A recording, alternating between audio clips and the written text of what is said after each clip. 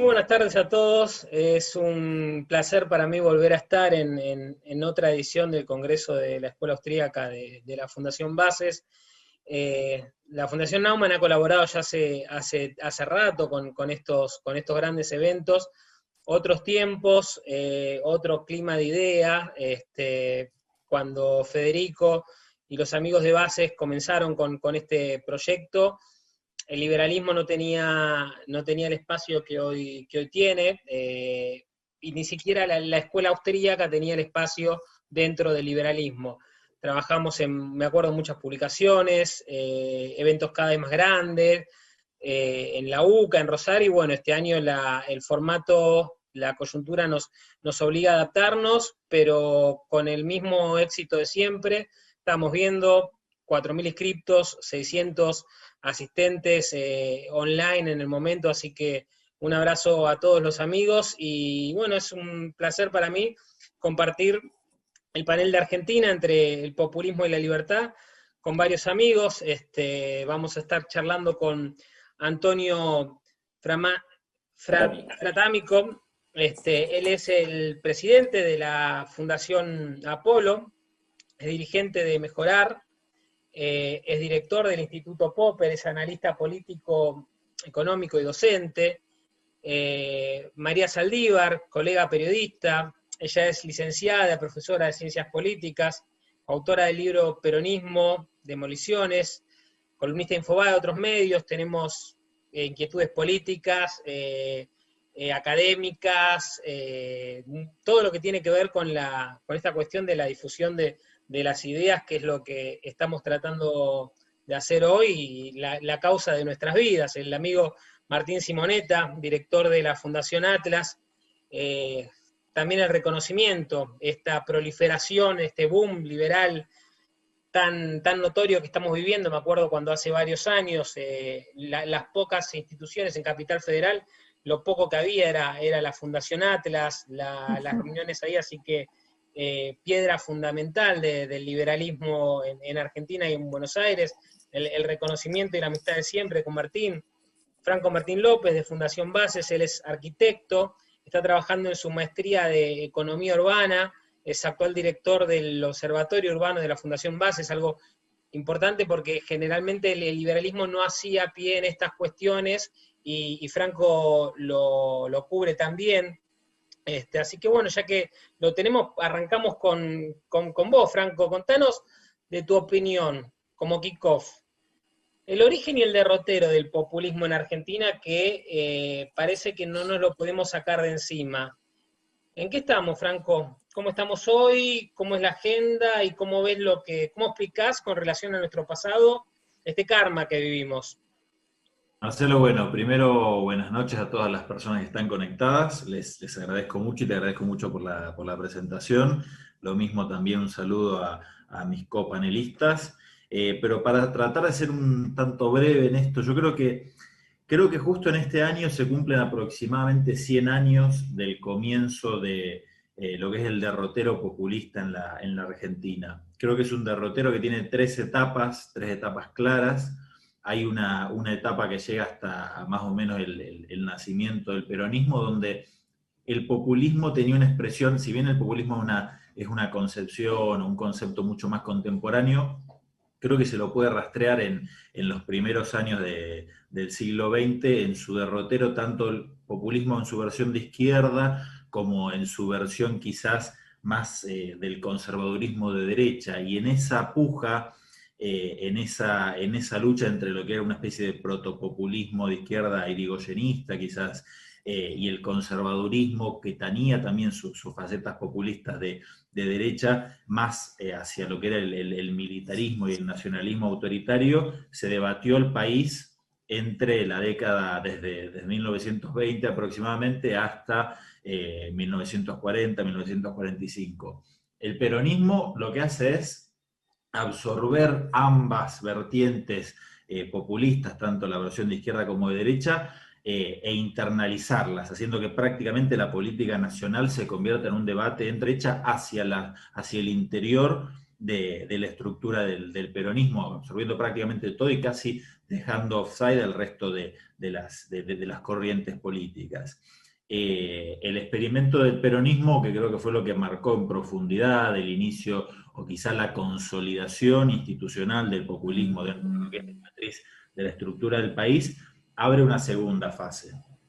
Porque caído los dos primeros gobiernos de Perón, lo que termina sucediendo es que entramos en una fase en donde esta discusión interna del populismo en el peronismo termina llevándonos hacia la debacle, donde la expresión y la lucha entre el populismo de izquierda y de derecha ya se daba no tanto en términos institucionales como se había visto antes, o quizás en una expresión de simples golpes de Estado, sino ya derivando hacia la vertiente extremadamente violenta del populismo de izquierda terrorista y el populismo de derecha, el conservadurismo de derecha o esa expresión militar siendo cada vez más drástico en su expresión y en su violencia. Creo que a partir de los años 80, y con esto como para tratar de cerrar el comentario, inicia una nueva fase en la Argentina en donde lo que se logra al menos es que el debate del populismo en la Argentina, que siguió dominando el debate político argentino, por lo menos se desprenda de su fase violenta. Ahora, sin embargo, siguió habiendo una deriva claramente ideológica hacia una inclinación hacia el populismo en términos ideológicos, quizá con pequeñas excepciones, y el populismo empezó a tener ya, en lugar de sus fases violentas, sus fases quizá corruptas, clientelares, mafiosas a través del sindicalismo, y a partir del 2003, donde la lucha de poder en el país, en lugar de resolverse a través de golpes de Estado, se resolvía quizás con golpes institucionales como el del 89 o el del 2001, se abre una nueva fase.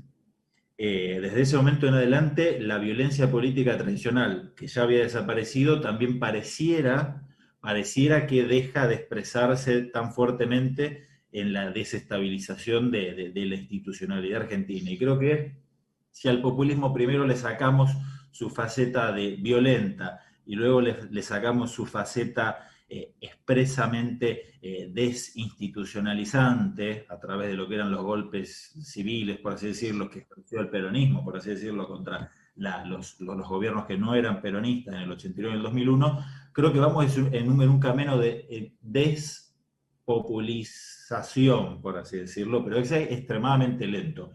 Y creo que la batalla que queda es la batalla económica e institucional, pero creo que es una batalla que se puede dar.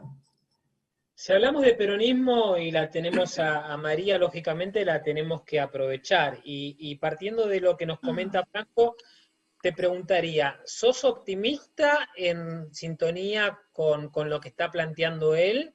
¿O realmente te inquieta, como a mí, esta pregunta de cómo Argentina sigue teniendo como la principal fuerza política al partido fascista de la década del 40, ¿no? En el mundo uno no se imagina conviviendo con la Falange o con el nacionalsocialismo, y en Argentina la expresión fascista de los 40, de los principios de los 50, sigue vigente. ¿Sos optimista o te preocupa esto que a mí me saca el sueño, María? No, que casualmente dijiste la palabra clave. Yo pensaba esto mientras Franco hablaba, en que la verdad que disiento casi con todo lo que, digamos, el análisis que hace Franco. Posiblemente se trata de una cuestión de edades. Franco no vivió ciertas épocas, yo era chica, pero sí viví el terrorismo y no se puede hablar de populismo terrorista. El populismo es otra cosa, el terrorismo es terrorismo. Es de ultraizquierda, no hay una ultraderecha, digamos, que se pueda hacer ni un paralelo con ese terrorismo, o sea que no podría hablar de un terrorismo, de una violencia populista. Es mucho más que populismo el terrorismo, así que eso lo sacaría. Y diría que la clave de nuestra decadencia es el fascismo que trajo el peronismo. Por supuesto que empieza, como dice bien Franco, ya comenzado el siglo XX, con el radicalismo empiezan un poquito de medidas de corte populista, Pero por supuesto el que trae y lo hace carne en la Argentina es el peronismo. Y no quiero ser autorreferencial, pero lo seré. En mi libro yo digo las raíces que todos regaron, porque el peronismo trajo al fascismo, trajo al populismo, trajo medidas espantosas, pero nadie las erradicó. Luego, más o menos, todos las usufructuaron. Hayek nos Entonces, diría para los peronistas de todos los partidos. claro, todo el mundo tomó de eso. Entonces yo le llamo, hay un subtítulo que dice las raíces que todos regaron, algunos sin querer. O sea, yo creo que la Revolución Libertadora lo hizo sin querer, digamos, porque se había jugado como para sacar ese movimiento, pero dejó las raíces, que fue lo que después, bueno, siguió surgiendo. Tanto que el sistema político después lo toma. Por eso yo ahora digo que ya no es solamente el peronismo. Entonces, a tu pregunta, ¿soy optimista? No, no soy optimista en cuanto a erradicar el populismo, porque está en la raíz del sistema político. Por eso digo que, por ejemplo, el gran error que tuvo para mí Cambiemos cuando llegó de diagnóstico fue que ellos creyeron que cambiando las personas iban a enderezar el país. El problema es el sistema, no las personas. Entonces, fíjate vos que por ahí un mal sistema se puede comer buenas personas. Seguramente han tenido buenas personas en el ejercicio del poder y se las comió el sistema, porque el sistema político es perverso y es el que tenemos que cambiar. Y que no ha cambiado. Está profundizado el populismo y todos los males que viven a su alrededor. En relación a lo que hablábamos de las oportunidades perdidas, la Revolución Libertadora, que incluso, bueno, ya lo comentaba la gente que estuvo cerca de Álvaro Alzogaray, que luego que él le expropian su empresa, que formaba parte de esas empresas que se terminan fundiendo en Aerolíneas Argentinas. Él tenía una pequeña empresa de aeronavegación, le decía, ya no valía la pena ir a pedir eso porque ya el populismo ya estaba impregnado en el antiperonismo, el sueño de Onganía, de ser Perón, y luego los fracasos de las oportunidades. Bien decías lo que fue Cambiemos y las experiencias fallidas tanto del radicalismo como de Fernando de la Rúa, diferencias ideológicas, diferentes perfiles, pero hasta ahora el no peronismo, los espacios no populistas han tenido como una tara, no han podido desarrollar, no se han animado, y Martín Simonetta, además de ser un gran economista y un gran difusor de las ideas liberales, para el que no lo sabe, es un entendido y ha escrito mucho sobre las cuestiones de la psicología. Entonces, corrámonos un poquito de los temas que discutimos siempre y metámonos un poquito por ahí, que esto me interesa. Martín, ¿llega con miedo el no populismo, el espacio no peronista, que cuando tiene que tomar las riendas siempre se queda en la víspera y termina generando el retorno de los procesos populistas? ¿Cómo lo ves ese aspecto, Martín? Mirá, iba a hablar de otro tema, pero vos metiste el dedo en la llaga, ¿no? Realmente, y cuando hablamos de populismo, hablamos también del pobrismo y de la personalidad psicópata, ¿no? De estos populistas, ¿no? Que necesitan hacer que una porción de la población dependa de ellos. Ellos son los salvadores, ¿sí? Ellos son los que saben generan pobreza ex profeso, porque uno piensa que cuanto más pobre tiene una sociedad, peor es, pero el pobre es un voto fácil, un voto accesible, una persona que depende del otro, ¿sí? Con lo cual es muy, tal cual, ¿no? Con lo cual es muy interesante analizar la personalidad y la psicología de los líderes populistas, ¿no? Max Weber hablaba de los líderes carismáticos y dentro de esto tenemos distintos líderes carismáticos, algunos psicópatas y otros no psicópatas, ¿no? Pero si vemos el kirchnerismo claramente, y bueno, ni hablar de Cristina Fernández de Kirchner, vemos un psicólogo y un psiquiatra se hacen un festín, ¿no? Por completo. Y quería hacer mención de un tuit que tuvo más de, por ahora, 500.000 de impresiones que puse esta mañana, creo que fue, donde decía que en Argentina Batman estaría preso, ¿no? Por héroe y por rico, ¿sí? Y el Guasón estaría libre, recibiría subsidios y tendría un monumento, ¿no? Y esto nos pinta un poco a partir del humor tragicómico, el país en el que estamos, y donde el mérito es pecado, según lo ha dicho el presidente Alberto Fernández, ¿no? Esforzarse, trabajar, progresar, ganar dinero, es un pecado casi, ¿no? Tenemos que romper la cultura del mérito. Con lo cual, digamos, esto nos pinta las raíces profundas, ¿no?, que están detrás de algunas medidas y algunas políticas, ¿no? Y por eso, digamos, creo que la batalla cultural es el tema de fondo, ¿no?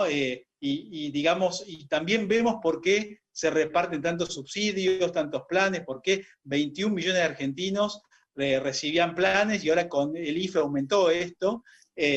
¿Por qué? Porque, digamos, no se quiere que la gente, los políticos argentinos no quieren que la gente aprenda a pescar, ¿sí? Quieren que dependan del pescado que ellos les van dando de a trocitos y a regañadientes. Quieren generar y reforzar esta tendencia de dominación psicológica perversa, ¿no?, que está detrás del populismo y de todas las demás medidas. Es cierto, porque uno suele pasar de la cuestión del optimismo al pesimismo, y arrancábamos diciendo cómo el liberalismo ha ganado espacios y se ha posicionado en la discusión pública, pero también es cierto que la actualidad ha mostrado, o en nuestro país, por ejemplo, un proceso liberticida en estos pocos meses como pocas veces se ha visto, y es muy preocupante cómo mucha gente ha aceptado esta regla de juego, no ha protestado, han sido pocos los ejemplos que se han manifestado en un proceso muy adverso y muy hostil hacia las libertades individuales en el marco de la pandemia y de la cuarentena. Antonio, ¿cómo lo ves esto? ¿Estamos adormecidos? ¿Nos tomaron por sorpresa? Muy fácil aceptamos la pérdida de libertades. ¿Cómo estamos y qué podemos hacer como para revertir un poco esta situación? ¿Qué tal, Marcelo? Buenas tardes. En principio, bueno, muchas gracias por la invitación a Fundación Bases y a todos mis colegas aquí. A mí me gustaría comenzar primero evadiendo tu pregunta y después respondiéndola más tarde. Voy a evadir tu pregunta para agregar algunos conceptos a lo que bien dijo Franco, a lo que agregó María también y a lo que mencionaba Martín. La realidad es que nosotros tenemos una república, ¿no? Y la república nace en contraposición al poder monárquico, ¿sí? Y el problema de nuestra definición como república es que, bueno, como toda república, se identifica con una constitución, ¿sí? El problema de la constitución es cuando empezamos a definir de quién es la soberanía. Y muchas veces el populismo lo que hace es utilizar esa soberanía para decir que la soberanía es del pueblo, ¿sí?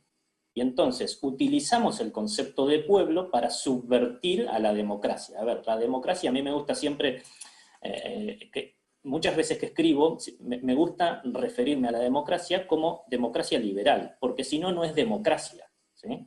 Democracia liberal en el sentido de que haya checks and balances, haya división de poderes y control de la legalidad de las instituciones, ¿no? Entonces, lo que hace el populismo es subvertir a las instituciones, estando dentro de la democracia, juega, participa en la democracia, llega al poder, ¿sí? Y lo que hace es después empezar a minar la democracia, ¿sí?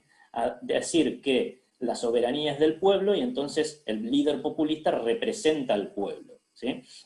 ¿Y cuál es el tema? Como bien mencionaba María, hay populismos que operan dentro de estructuras institucionales de alto nivel, digamos, es decir, de alto nivel de institucionalización, y la democracia no se pone en juego, y la diferencia, ya digamos a nivel regional, es que en los países latinoamericanos la democracia sí se pone en juego con los populismos. ¿Por qué? Porque los líderes populistas terminan en gobiernos autoritarios.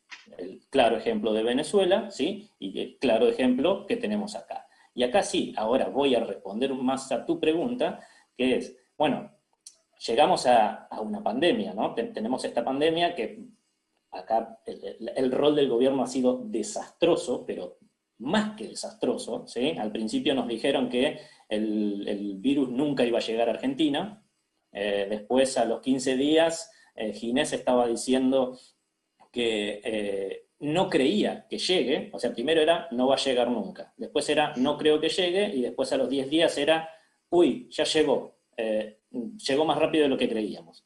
Bueno, nos encerraron y empezaron a cercenar nuestras libertades, ¿sí? Pusimos una cuarentena y lo que hicieron es prácticamente eliminar todas las libertades y todos los derechos individuales y colectivos también, ¿sí? Y acá yo me hice un pequeño listado viendo la Constitución, ¿sí? y observando cuáles libertades están cercenadas hoy en día, o quizá hoy se ha flexibilizado, pero ya 200 días después, ¿no?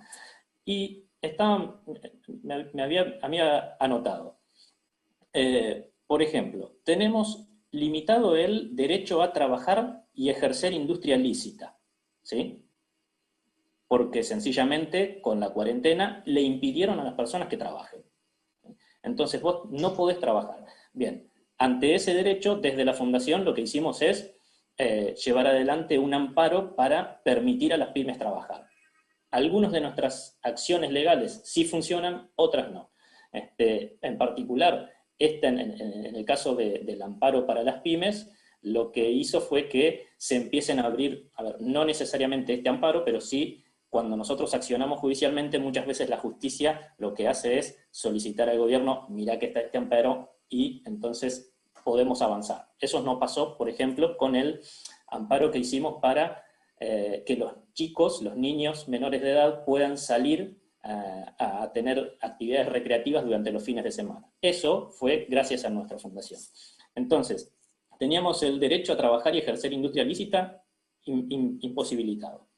A peticionar a las autoridades, también, reconocido en la Constitución, ¿sí? Cuando muchos de nosotros queríamos salir a reclamar para que se termine la cuarentena o la flexibilicen para poder trabajar, si salíamos a reclamar nos decían que éramos anticuarentena, ¿sí?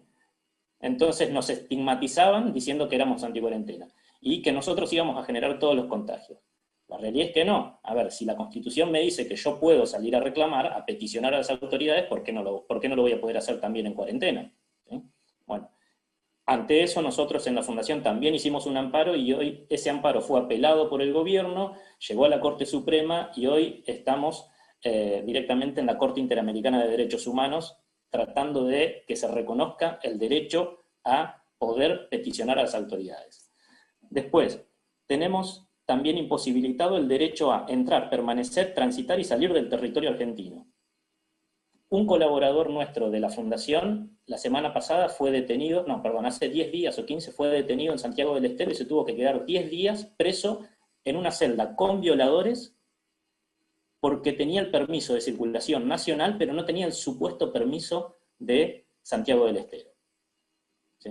Entonces, ¿en qué mundo vivimos? ¿Sí? No nos dejan circular. Luego, tenemos también el derecho hoy en día, y ya directamente porque muchas personas, por ejemplo, muchos dueños de propiedades no pueden ir a la costa a ver su propiedad, o muchas personas no pueden salir de sus casas, tenemos el uso y la disposición de su propiedad también vulnerada, ¿sí? Es un derecho constitucional. Y también tenemos vulnerado el derecho a asociarse con fines útiles. Recordemos la nueva normativa de la IGJ, ¿sí? Que nos dice que todas las sociedades o fundaciones incluso también tienen que tener un cupo, ¿sí? De género. A ver, ¿qué es lo que están haciendo? El populismo lo que hace es subvertir la democracia, ¿sí? Y meterse cada vez más en la vida privada, ¿sí? Y también el problema es que nos cambia estos conceptos, como bien mencionaba Franco, que al principio y de manera histórica siempre se fue hablando de populismos de derecha y de izquierda. Lo que hace el populismo es cambiar esos conceptos, ¿sí? Y hablar más de arriba y abajo, ¿sí? Lo que nos hace es hablar de pueblo y élite. Justamente, hablando de Ginés, con todas estas gansadas que dijo en su momento, en marzo Ginés dijo, más que populismo, lo peor es el elitismo. Bueno, ahí está. Esto es un gobierno populista. Pero la diferencia que yo sí tengo, por ejemplo, con María, es que yo sí veo un futuro promisorio. ¿En qué sentido?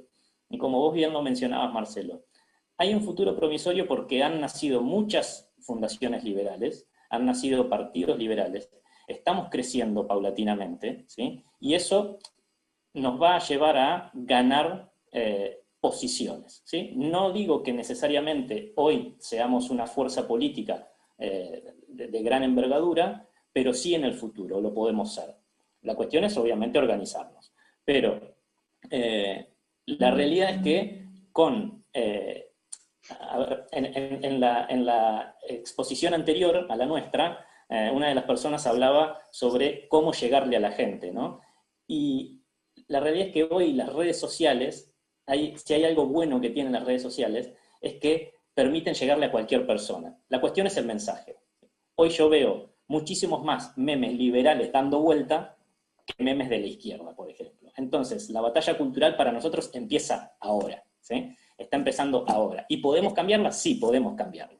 Estamos mejor parados, es cierto, eso no los números, inclusive de este evento mismo lo dicen, pero vamos a poner un poquito en la llaga. Volvemos con el optimista de Franco, liberales, situación compleja desde la política. ¿Cómo hace Franco para seguir siendo optimista en el corto plazo, cuando por ejemplo vemos que con respecto a estas...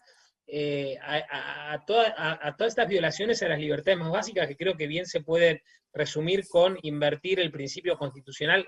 A mí me enseñaron en educación cívica que todo lo que no estaba prohibido estaba permitido. De repente parece que tenemos que pedir permiso para todo, pero Franco, que el populismo ahora no es tan grave, ¿qué hacemos cuando todo el arco político, toda la representación parlamentaria, o los jefes comunales, provinciales, tanto del Ejecutivo, del poder, del oficialismo como de la oposición, coinciden en esta agenda liberticida? ¿Cómo hacemos para seguir sembrando las libertades, Franco, en el marco de este optimismo que hacías mención? Yo creo que son fenómenos extremadamente complejos desde el punto de vista social y cultural los que definen la expresión política y económica del momento. Si yo tuviese la llave de exactamente qué es lo que termina cambiando, reformando, haciendo que la sociedad se incline hacia un lado o hacia el otro, posiblemente no estaría acá, estaría en otro lado manejando en sí los destinos de la sociedad. Pero yo creo que si uno mira, en lugar de tratar de ver el mecanismo exacto por el cual funciona la sociedad, uno se aleja y hace una perspectiva histórica. Yo creo que si uno mira para atrás 25 años, 50 años, 100 años, en líneas generales, excepto momentos específicos, uno encuentra que tanto el mundo como el país, como la Argentina, eran lugares menos deseables para vivir y con una perspectiva mucho más oscura desde ese punto de vista. Digo, a mí la verdad, vivir la época del peronismo o vivir el conservadurismo que hubo en los años 60 o 70 no me resulta para nada más agradable que la época contemporánea.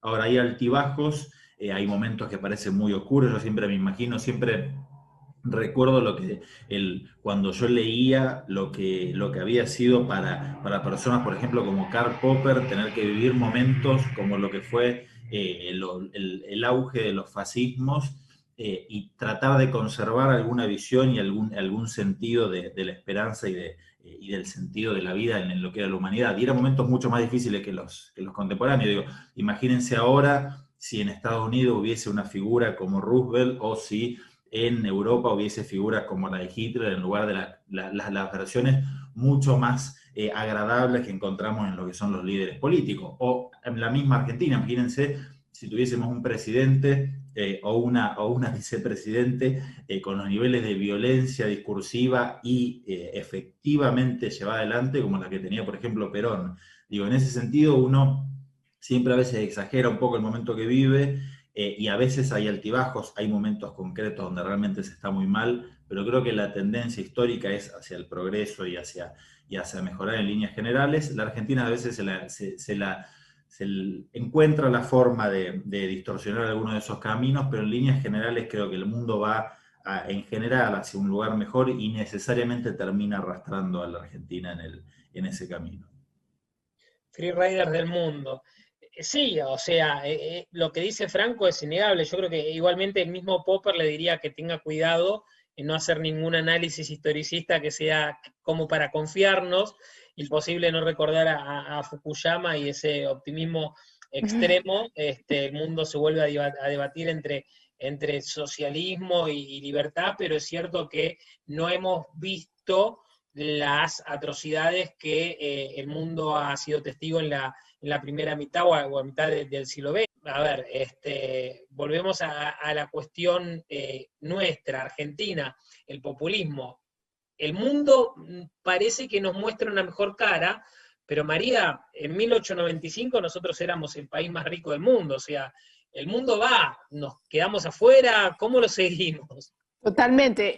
Yo estaba escuchándolo a Franco, digo, mira, eso de que el mundo te arrastra puede decirlo España, por ejemplo, porque está dentro de la Comunidad Europea, que le dice, no, mira, las condiciones son estas para seguir, y un poco lo pone en órbita. Nosotros pertenecemos al Grupo de Puebla.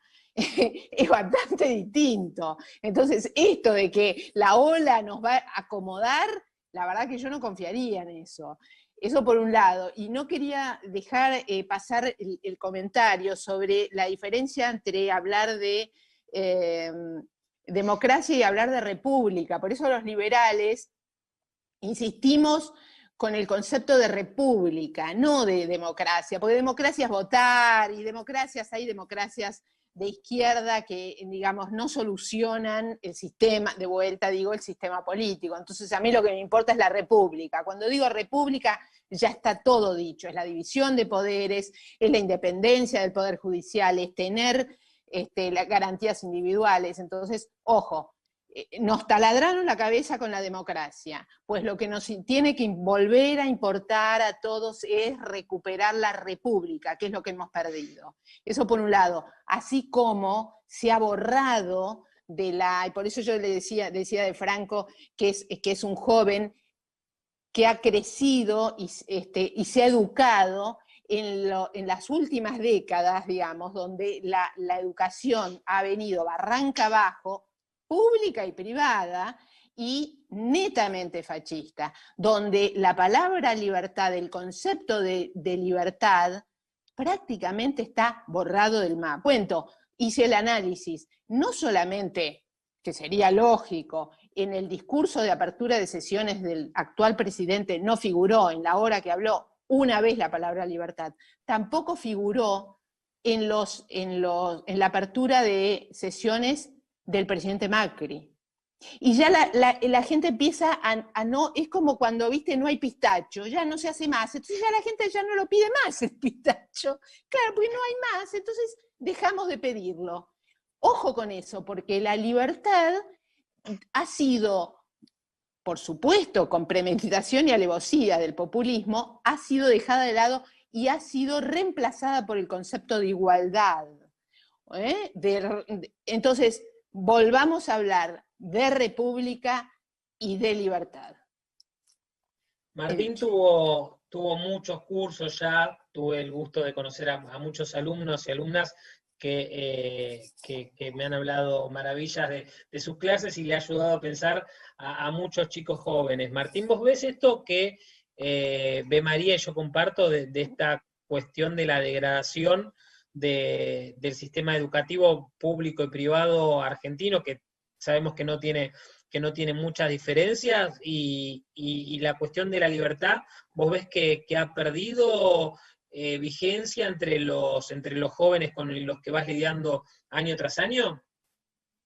Mira, es una muy buena pregunta porque depende en qué segmento social es absolutamente distinta la visión. Tal vez entre la gente que nos rodeamos nosotros vemos este boom en redes sociales de los chicos libertarios, que está buenísimo y nos entusiasma un montón, que no existía, pero vayamos al primer cordón del conurbano bonaerense, por ejemplo, y veamos estadísticas tales, por ejemplo, si uno ve la tasa de reproducción de los sectores bajos, tienen 4.3 hijos, ¿sí?, por pareja, y los sectores no bajos tienen 1.8, o sea, vos solamente dejá que esas variables evolucionen y vas a ver que se va llenando de pobres. Hoy en día, como decíamos, 61% de los chicos es pobre, ¿sí?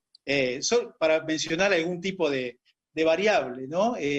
Sí, también es cierto que en el mundo experimenta la globalización, que es un proceso muy, muy importante, la tecnología nos permite mayor acceso, mejor comunicación, pero también hay luces amarillas en el mundo. Pensemos en China, que tiene economía de mercado, pero las libertades civiles y políticas están fuertemente restringidas.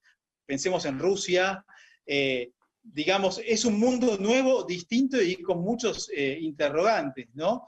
Y también quería comentar que a veces uno dice todo tiempo pasado fue mejor, o no sé qué bueno que era tal presidente. Alfonsín renunció con 5.000% de inflación. Eso es un ataque a la propiedad privada, un genocidio a la propiedad privada, ¿sí? De la Rúa también renunció, o sea, un desastre. Con lo cual no podemos vincular a ninguno de esos presidentes con la libertad, ni mucho menos. Y finalmente coincidir totalmente con María Saldívar, que creo que es fundamental volver a hablar de república, ¿no? Y hoy estamos viendo todos los días, y creo que una porción pequeña de la sociedad lo comprende, el intento del Ejecutivo de interferir con la Corte Suprema y el Poder Judicial, ¿no? Por eso, y creo que esas noticias son noticias relevantes para un 5% de la población. El resto de la población no lo entiende, porque la pobreza les es funcional. Entonces creo que este es el contexto en el cual tenemos que verlo, y tal vez no puedo ser optimista para la Argentina. Antonio, ¿optimista o pesimista? No nos contaste cómo estás vos con este debate que tenemos en el grupo. A ver, ahí yo diría pesimista en el corto plazo, y el corto plazo lo llamo este año y el próximo, y veremos si Alberto continúa. Y después, más en el mediano y largo plazo, optimista. Justamente por este crecimiento del liberalismo a nivel en la juventud, como bien lo mencionaba Martín. Acá también quiero coincidir con lo que mencionaba María, que la clave está en hacer foco en república y en libertad. Pero sí hago un agregado, que la diferencia es que el populismo lo que hace es llevar todo a términos morales, ¿sí? Los conceptos de república y de libertad tenemos que tratar de explicarlos en términos morales, en términos de qué es lo que está bien, ¿sí? Porque normalmente, como estructuran el debate público en términos morales, nos dicen que hay una oligarquía, por ejemplo, y son todos malos, los que, por ejemplo, los que son ricos hoy en día son los malos, por eso le ponemos un impuesto a la riqueza, ¿no? Y el pueblo es bueno. Bueno, entonces, ¿queremos instaurar república y queremos instaurar libertad?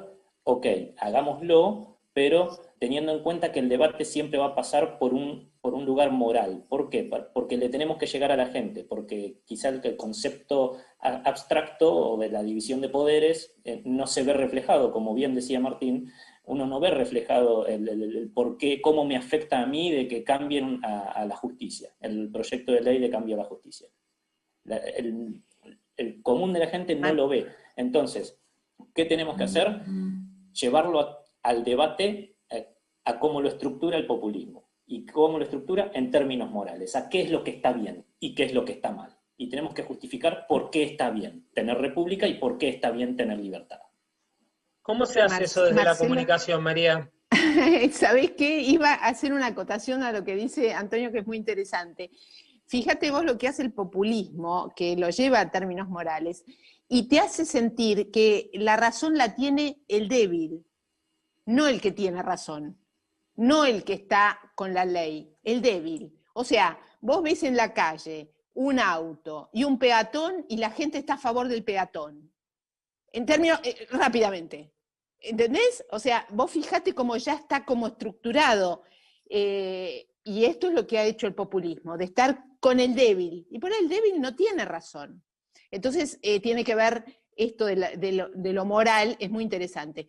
¿Cómo se hace? Con batalla cultural, claramente, hablando, y fuera de la corrección política. Hay veces que hay que decir cosas que no son amables, pero no estoy diciendo la forma de decirlo, sino lo que hay que decir. Por ejemplo, la acción política hoy es hablar mal de una mujer, no se puede hablar mal de un negro, o sea, los negros son todos buenos, las mujeres son todas fantásticas, eso es corrección política. Sí, por eso no empecé con vos. No empecé con vos, le di la palabra a otro y Claro, exacto. predicar con el ejemplo. No, pero a mí me encanta que la gente sea cordial y sea educada y el hombre te deje pasar y todo eso está fantástico, ¿viste? Y si te paga la comida y te invitan, mucho mejor todavía. No, pero me refiero a que la corrección política, el otro día yo daba una charla para unos estudiantes latinoamericanos y les decía, con estos movimientos bravísimos que Biden niega, vieron en el debate que negó la existencia de Antifa, por ejemplo. Bueno, no se puede hablar mal de un negro en Estados Unidos ahora, porque los negros son buenos, o si vos criticás a un negro sos malo, ¿viste? Entonces, esto hay que decirlo, hay que salir al nivel no diría de violencia ni de agresividad, sino de contundencia que tiene la contraparte. Así como ellos vienen con toda la fuerza contra nuestros principios, nosotros tenemos que defender nuestros principios, bueno, con la voz firme y sin miedo a decir cosas políticamente incorrectas. Eso que decís me parece muy importante, porque, y también volviendo a la cuestión de si estamos mejor que antes, yo me imaginaba, para cerrar con el optimista Franco, ¿te imaginas si hoy por hoy tiene que salir una serie como El Chavo del Ocho, que nos criamos todos mirando eso? ¿Te imaginas las cosas que saldrían a decir de la estigmatización, que el gordo, que la mujer, que esto, que el otro? O sea, una cuestión como una serie infantil que todos mirábamos, hoy la ola esta políticamente incorrecta, uno se lo imagina como que ni siquiera un programa infantil podría llegar a ser realizado hoy. ¿No es así, Octopes, o estoy confundido? Ese tipo de asuntos a veces se plasman y tienen mucho que ver con lo que a uno le interesa en la contemporaneidad, pero lo que pasa es que todos tendemos a focalizarnos en las problemáticas del momento y descontamos aquellos aspectos que se han solucionado. Y en eso sí, si vos me decís, sí, posiblemente la discusión de lo políticamente correcto hoy en día se da, pero al mismo tiempo, hace 30 años había una persona que era homosexual y no lo podía decir, y quizás eso es mucho más grave que discutir si se puede decir gordo o flaco. Y al mismo tiempo también me imagino, cuando muchas veces uno piensa y la gente se queja del liberalismo, hay mucha queja respecto de los jóvenes, que si bien hoy en día hay un pequeño movimiento incipiente que empieza a crecer del liberalismo en la juventud, muchas veces se habla de la juventud como si en líneas generales fuese masivamente de izquierda, que quizás hasta puede ser cierto, pero yo siempre pienso y digo, los jóvenes de izquierda hoy de las universidades, de clase media alta, que van a las marchas y que defienden ideales de izquierda, etcétera, en la década del 70 eran terroristas que ponían bombas. Y digo, en ese sentido, siempre se puede estar peor, y en general lo que uno ve es que siempre se ha estado peor cuando uno mira para atrás. Entonces sí, hoy en día tenemos que discutir respecto de si está bien o está mal, si no se puede criticar a una persona por su color de piel, lo cual es un disparate, pero antes, o sea, uno puede encontrar en la historia de la humanidad, incluso de este mismo país, momentos en los cuales había cosas muchísimo peores. Entonces sí, por supuesto, sigue habiendo problemas, pero creo que en líneas generales yo por lo menos prefiero haber ido a la universidad en un momento donde mis compañeros eran quizá de izquierda o estaban afiliados a un partido de línea progresista, pero no tenía que dar la discusión entre matar o no gente que opina distinto que yo. Creo que en eso este tipo de ejemplos hay dispersos por absolutamente toda la sociedad en términos de mejora y de progreso hacia nuestros ideales. Amigos, si me disculpás súper un cortita, segundo, súper cortita. Eso es el éxito del Foro de San Pablo, que logró ese cambio cultural donde ya ganaron la necesidad de la violencia de los 70. Nada más. Bueno, ellos tienen el, pero nosotros también estamos trabajando en la batalla cultural, y ahora en un ratito, a las 8:15, hablando de batalla cultural, Diego Giacomini, uno de los que más ha aportado en esta cuestión, como para seguir trabajando en revertir esta tendencia que, por los números que hemos tenido con este congreso, evidentemente estamos, al menos como liberales, estamos haciendo bien nuestro trabajo y esperemos muy pronto estar cosechando todo esto que venimos sembrando hace muchos años. Gracias amigos por la charla, fue un placer encontrarlos, un saludo a toda la gente que nos está mirando.